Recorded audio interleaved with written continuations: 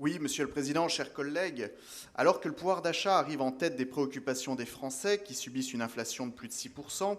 que les ruraux subissent de plein fouet l'augmentation des prix des carburants, que l'insécurité a augmenté dans tous les territoires de notre région, avec par exemple plus 36% de faits de violence dans les Vosges, et que nos services publics sont de plus en plus menacés, vous n'avez rien trouvé de mieux que de déployer un plan vélo. Rien d'étonnant quand on sait que vos politiques répondent plus à une stratégie électoraliste à destination des Verts qu'aux besoins prioritaires de nos territoires, mais à quel prix? Vous indiquez mobiliser une enveloppe de 76 millions d'euros pour la réalisation d'aménagements cyclables, ainsi que la mise en œuvre de services vélo et évidemment les études qui vont avec, en prenant garde cette fois d'assurer une bonification pour les territoires ruraux, certainement afin qu'on ne vous rétorque pas que vous les avez oubliés. Mais pire que les oubliés, vous ne les avez pas compris. Et avec le dispositif verdissant mais très coûteux que vous nous proposez aujourd'hui, vous ne répondez pas à leurs besoins et préoccupations premières. En réalité, cette somme d'argent considérable ne profitera pas nécessairement aux territoires ruraux pour une raison simple, qui est qu'on ne se déplace pas dans nos villages comme en ville.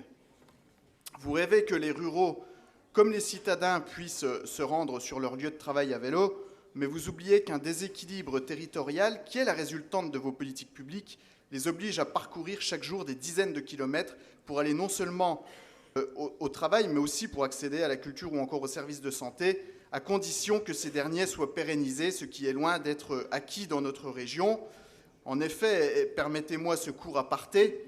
la loi Rist qui doit entrer en application au mois d'avril 2023 et qui vise à plafonner la rémunération des praticiens hospitaliers intérimaires risque d'impacter fortement l'offre hospitalière du Grand Est avec le risque de fermeture totale ou partielle d'environ 80 services hospitaliers, dont les urgences de Vittel et la maternité d'Épinal, parce qu'avec ce plafond journalier, de nombreux praticiens intérimaires risquent de déserter le secteur public pour se tourner vers le privé non concerné par cette loi.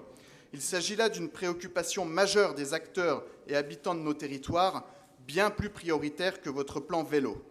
Le vélo dans la ruralité est une activité de loisir ou de sport, mais pas un moyen de locomotion. On y fait essentiellement du VTT en forêt ou en montagne. A contrario, les pistes créées dans les centres-villes de nos bourgs sont très souvent désertées. Votre dispositif peut trouver sa cible dans les communes et intercommunalités plus urbaines qui souhaitent développer avec conviction une politique à destination des cyclistes. Il est par ailleurs assez regrettable de détourner l'aménagement du territoire à des fins électoralistes, comme le font certains maires de votre famille politique, qui, traçant précipitamment des itinéraires cyclables, en oublient parfois les réglementations et les normes. Le président de la commission transport de notre Assemblée en a fait les frais dans la commune de Saint-Dié, dont il était le maire, avec dans l'aménagement du quai Jeanne d'Arc une bande cyclable sous-dimensionnée et dangereuse, dénoncée par les associations d'usagers et relatée dans la presse. Une politique cyclable avec le partage équilibré de la voirie ne se définit pas dans la précipitation,